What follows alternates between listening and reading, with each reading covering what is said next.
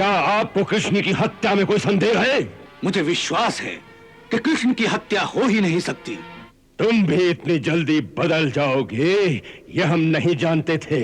कृष्ण की हत्या के लिए ये तुम्हारी ही योजना थी कि धनुष यज्ञ के उत्सव का बहाना करके उसे मथुरा बुलाया जाए, जहां उसका वध सरलता से हो सकता है।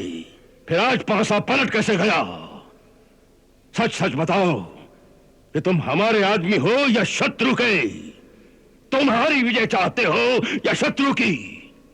मैं आपका ही सेवक हूं महाराज, और हृदय से आपकी ही मंगल कामना करता हूं। इसीलिए मैंने उस दिन ये योजना भी बनाई थी, और इसीलिए आज ये कह रहा हूं कि यदि आप अपना मंगल चाहते हैं तो कृष्ण की हत्या का विचार मन से निकाल दीजिए।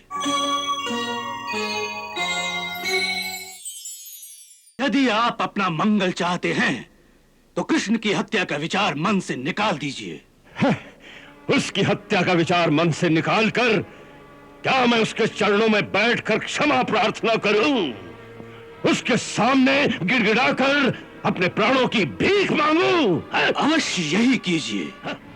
मैंने उस दिन कहा था कि मेरे गुरुदेव ने मुझे स्पष्ट शब्दों में बताया था कि धनुष यज्ञ पूर्ण होने से पूर्व यदि धनुष टूट गया तो यजमान की मृत्यु हो जाएगी, और जो उस धनुष को तोड़ेगा वो और कोई नहीं होगा, स्वयं नारायण ही होंगे।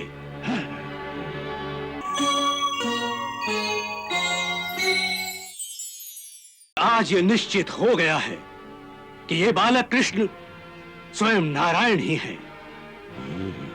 तब आप तो क्या, सारी सृष्टि में ऐसा कोई नहीं जिसमें उनका वध करने की शक्ति हो। इसलिए कहता हूं, अभी समय है, शत्रुता छोड़कर उनकी शरण में चले जाइए।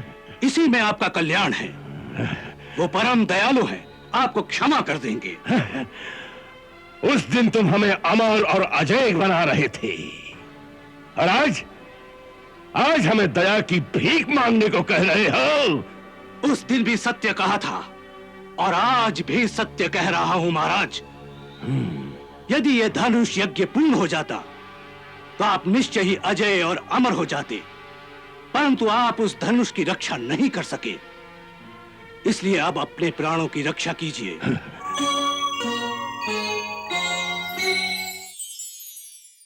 मैं ब्राह्मण होते हुए भी आपके श्री चरणों में शीश नवाकर आपके भले के लिए प्रार्थना करता हूं। इसे स्वीकार करें, इसी में आपका मंगल है। मेरी राजभक्ति पर संदेह ना करें। धिक्कार है तुम पर और तुम्हारी राजभक्ति पर। जिस कंस ने इंद्र को पराजित करके उसकी अमरावती पर अपना झंडा लहरा दिया, तीनों लोक में जिस कंस को कोई परास्त नहीं कर सका, उस महाबली कंस को तुम अपने ही हाथों अपनी हार स्वीकार करने को कह रहे हो। याद रखो, कंस मर सकता है, हार नहीं सकता।